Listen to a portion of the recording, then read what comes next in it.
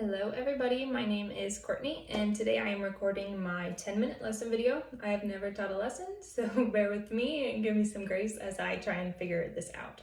So today I'm going to be teaching a lesson about the difference between personal wants and personal needs and the effect that they have on a budget and how to differentiate between the two while developing a budget.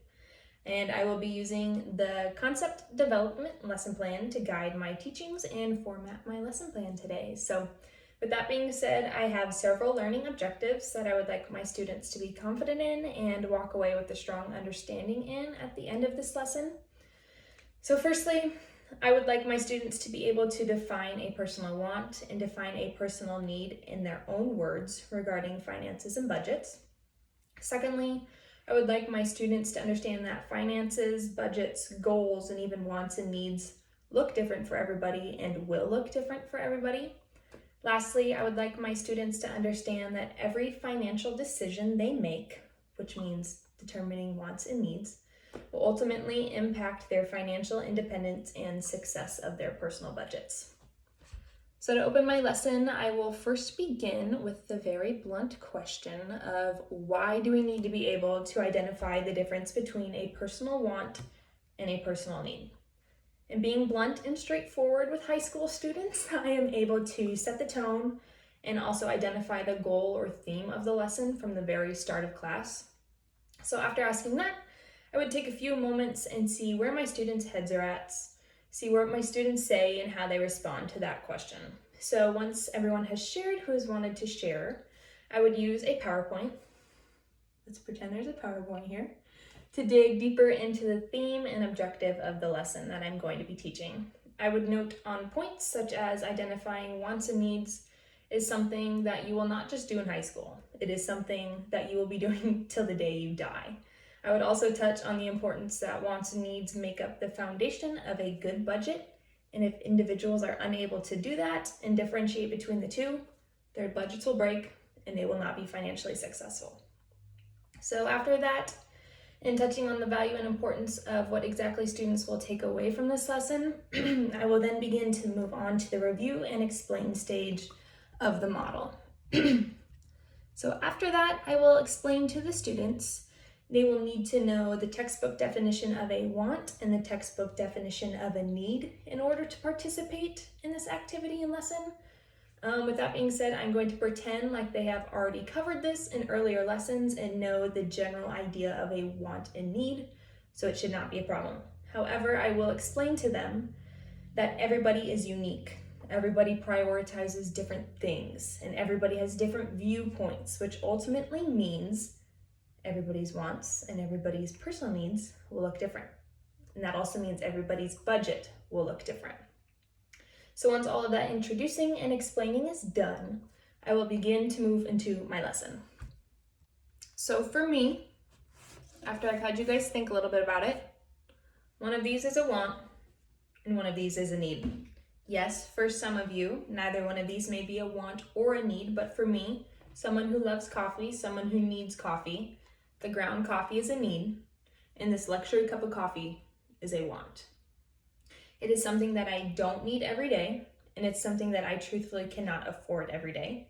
However, that does not mean I don't want it every day, because I certainly do want it every day. But for me and my budget and my individual wants and needs, this ground coffee is a need, and this cup of coffee is a want. This ground coffee is an expense that I'm going to work into my budget. Does that make sense?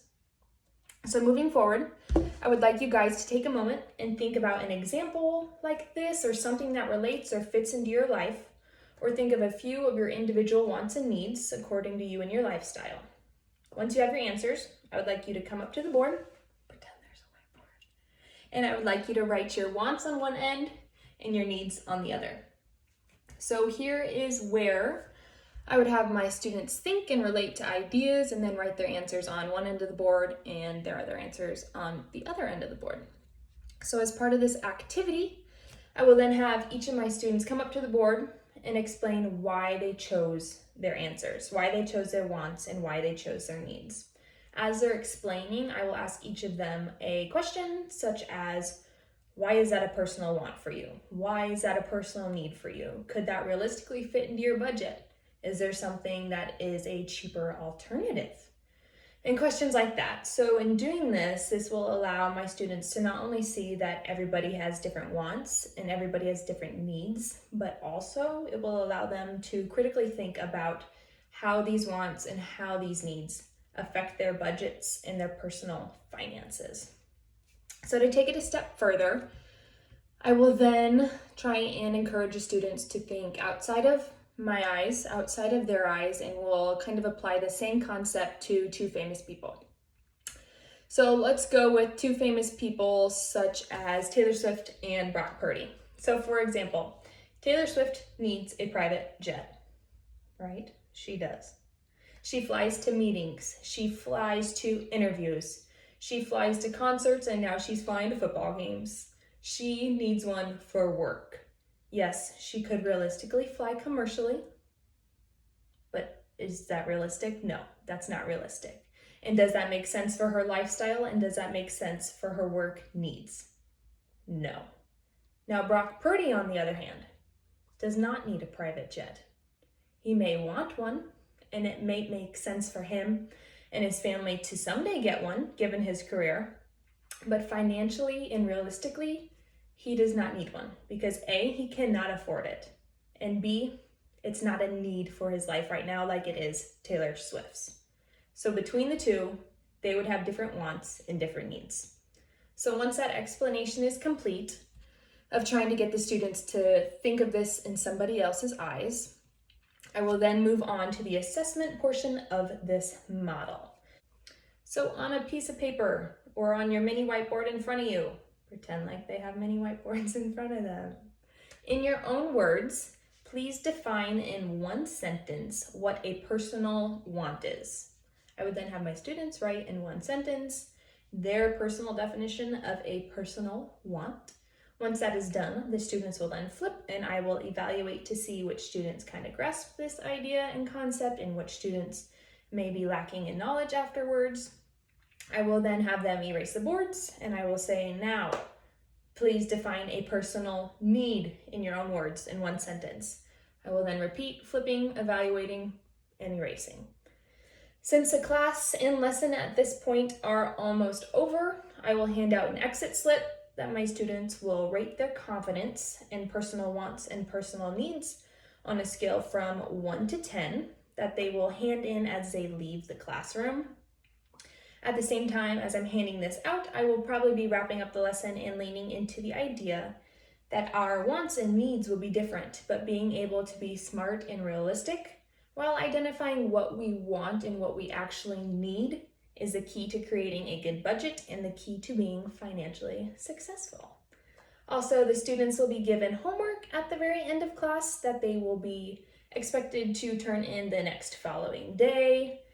The homework will consist of asking them to identify if each item is a personal want or a personal need, so answers may be different, but then the students will need to defend their reasonings behind why they selected those answers. Students will be expected to argue their answers with a minimum of 2 sentences, and this will ensure that further practice and application to their life. So that is all for my lesson.